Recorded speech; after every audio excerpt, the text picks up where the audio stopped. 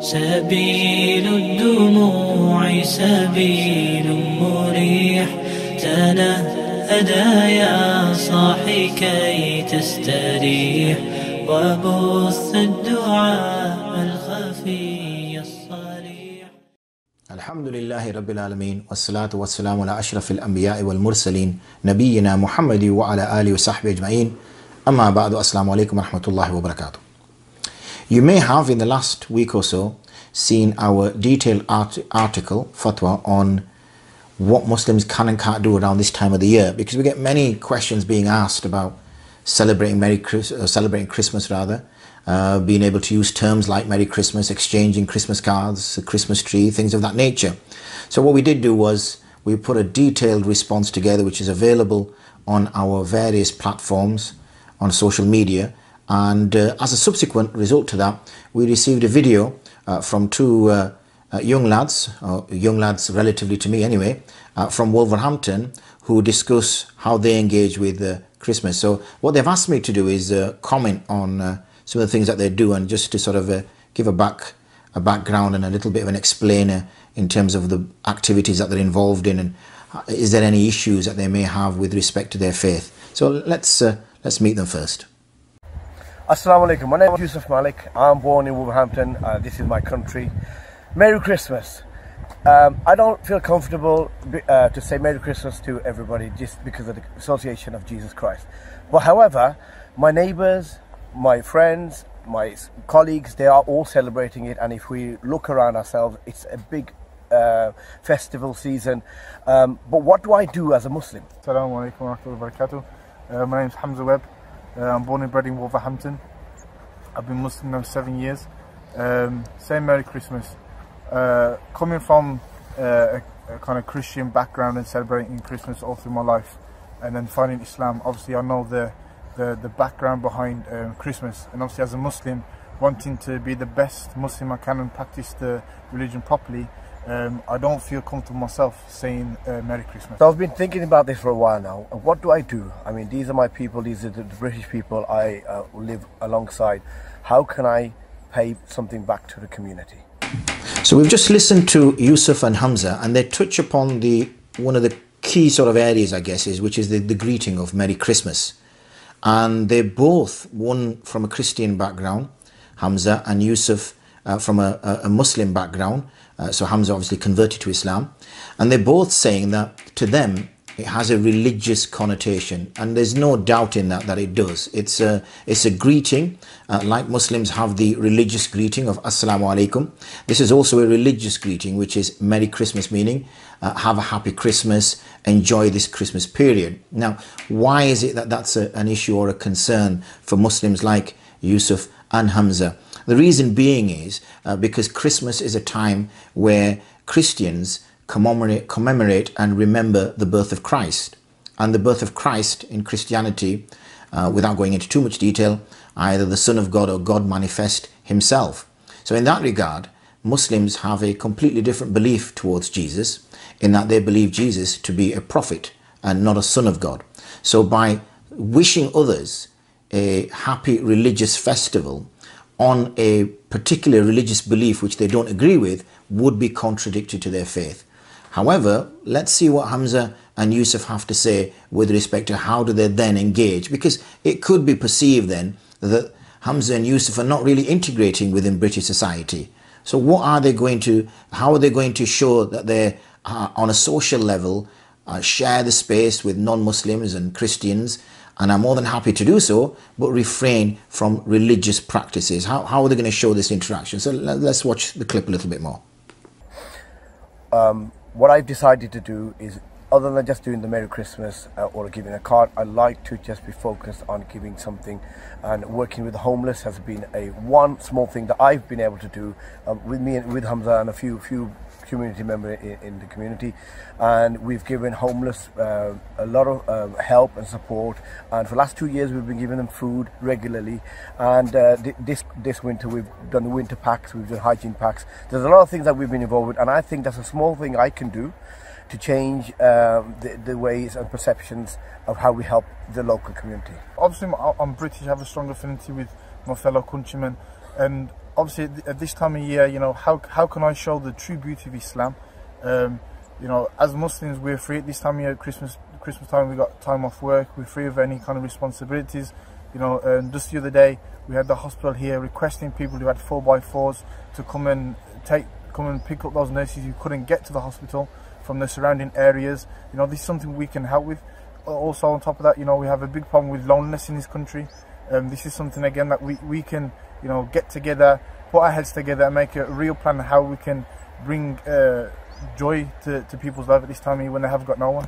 So you notice Hamza and Yusuf saying they feel a need to show openly that Muslims are well integrated and consider their fellow citizens as friends and consider them as their own people. They do not sort of dissociate from them with respect to their social outlook.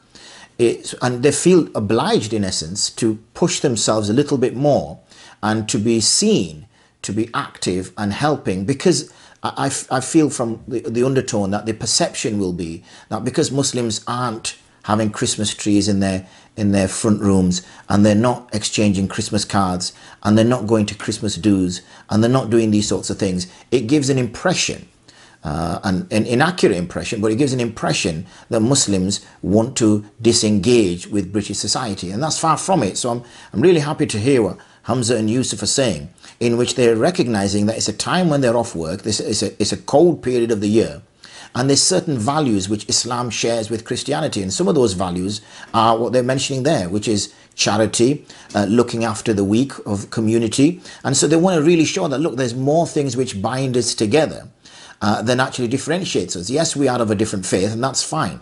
However, there is charity, there is caring for the elderly, and there was a mention there about nurses finding it difficult to get to the hospital, and how Hamza and Yusuf have assisted, especially with their 4x4s, to get them there. So that's very pleasing to hear, and that's an example which other Muslims can also take up throughout the rest of the country. We'll listen a little bit more in on Hamza and Yusuf. Just picking up on Hamza's point about loneliness, I'll just relay something. When I was a student, I used to work in our family business. We had a pharmacy. So what I would do is would deliver medicine to the elderly and go to their homes. So they couldn't come out, and every other day we'd deliver medicine. And I found that there's a big issue. All the elderly I met were lonely.